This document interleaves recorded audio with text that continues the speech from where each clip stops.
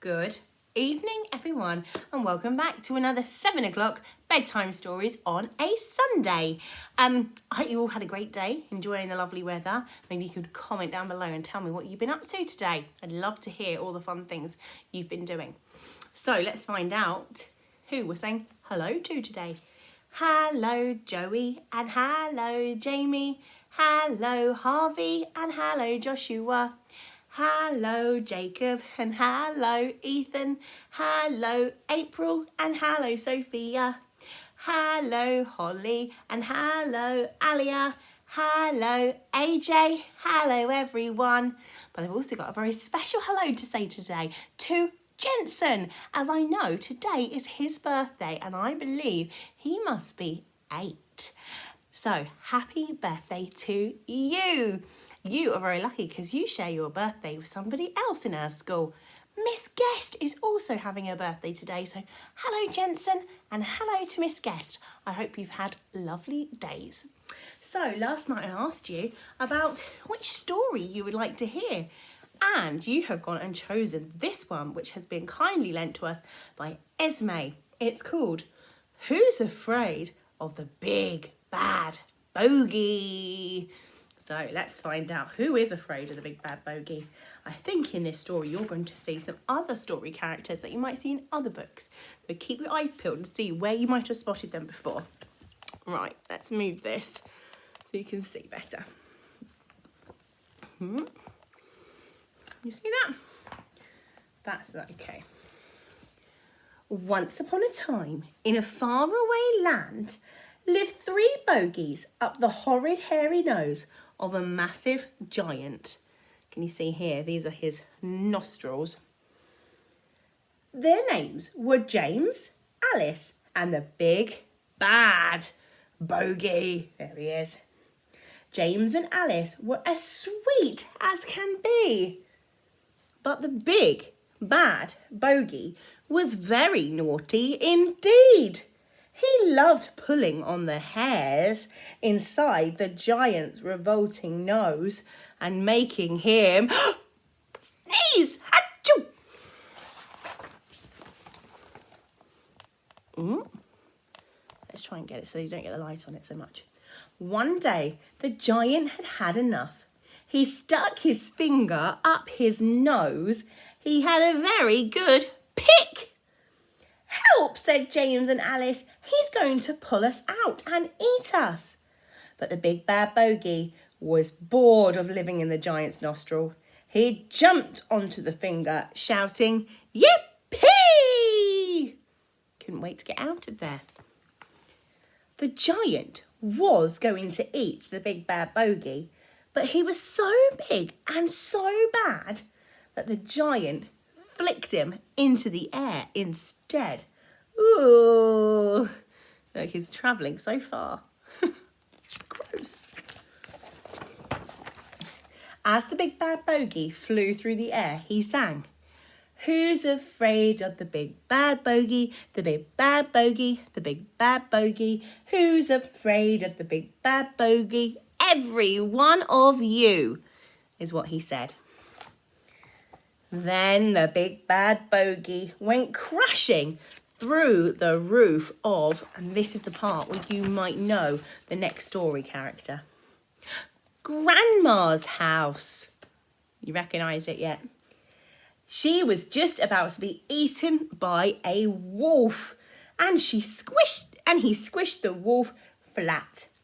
Little Red Riding Hood came in and said, "Grandma, what a big bogey you've got." "All the better to squish you with," said the big bad bogey. "Don't you dare," said the woodcutter, wiggling his axe. "Ha ha," laughed the big bad bogey, and he went bouncing over to have a look out, see which is the next story. The 3 Bears' house. You know which story this is from? Just as Goldilocks was about to eat one of the bowls of porridge, the big bad bogey jumped into the first bowl. Ouch! Too hot. Then he jumped into the second bowl. Ouch! Too cold. and lastly into the third bowl. Just right. Who says that in that story? I'm not eating it now, said Goldilocks. It's got a bogey in it. I love that mummy bear covering baby bear's eyes there. Ha ha, laughed the big bad bogey, and he went bouncing over to... Which story is it going to be next? Cinderella's house. Just as the fairy godmother was turning a pumpkin into a carriage. It was the most beautiful carriage there ever was. Until the big bad bogey came bouncing in and broke it to bits. So Cinderella had to go to the ball on a bogey instead. I am not happy, she said. But the big bad bogey didn't care. Ha ha, he laughed as they went bouncing over to the palace. While Cinderella was dancing with the prince, the big bad bogey saw a princess about to kiss a frog. So he went bouncing over to her and he squished the frog. Ugh. If I'd kissed that frog, he might have turned into a prince, said the princess. But you're disgusting and ugly too, so if I kiss you, you might turn into my true love. Do you think he will? She kissed him. She kissed the big bad bogey. Ugh. But he just stayed the same. Ugh, I feel sick now, said the princess. Not surprised. Don't go kissing bogeys is what I would say. At that very moment, the clock at the palace tower struck midnight, and Cinderella ran away from the ball. She left her glass slipper behind on the stairs. The handsome prince said, I will marry the person who fits this slipper. The ugly sisters wanted to try it on, but before they got the chance, what do you think is going to happen next? The big bad bogey bounced into the glass slipper, and it fitted him perfectly. Oh no, Prince is going to have to marry the bogey. Will you marry me? Said the bogey. Oh, said the handsome prince with a tender sigh. Ah, will you marry me? Oh, I don't see why not, said the big bad bogey. Does he really think the big bad bogey is Cinderella? That's what I don't understand.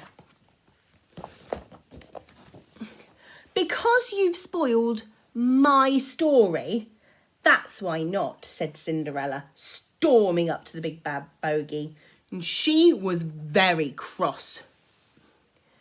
And mine, said the princess with the frog. And mine, said Goldilocks. And mine, said Little Red Riding Hood. The big bad bogey looked around at all of their faces. They were very, very upset. The big bad bogey had been enormously naughty. He had spoiled everything. And he knew he should feel very, very ashamed of himself. But he didn't. Ha ha, laughed the big bad bogey. And he sang, who's afraid of the big bad bogey? The big bad bogey, the big bad bogey. Who's afraid of the big bad bogey? Every one of you. Yes, I will marry you, he said to the handsome prince, and they went bouncing off into the sunset to live happily ever after until the massive giant picked up the big bad bogey and decided to eat him after all. And down he went in one big swallow. Oh, yuck, said the giant. And that is the end. Oh, serves you right for putting bogies in your mouth. I wonder what's going to happen to the prince now. Now he hasn't got anyone to marry. Hopefully he'll find Cinderella in the end. So you might have spotted all of the different fairy tale characters in there and the stories they came from. And it was a happy ending for them as well. You know, they're all having a big party round a campfire. Maybe they're all telling their tales of how they met the big bad bogey. What a great story. Thank you, Esme B, for lending us that. Now, tomorrow night, you've got two new choices to choose from. We have this one, The Gruffalo Child by Julia Donaldson. And that has been kindly lent to us by April and Holly. Thank you, girls. And we've got this one, Slinky Malinky, which has been kindly lent to us by James and William's mum. I don't think that James and William were keen to read this one. I'm not quite sure, but I know their mum definitely was. So, can you go and vote on Twitter tonight? Didn't have many people doing that last night. And then hopefully tomorrow will be Bank Holiday Monday and I will be able to read another one of those stories. Get voting and I will see you then. Bye everyone.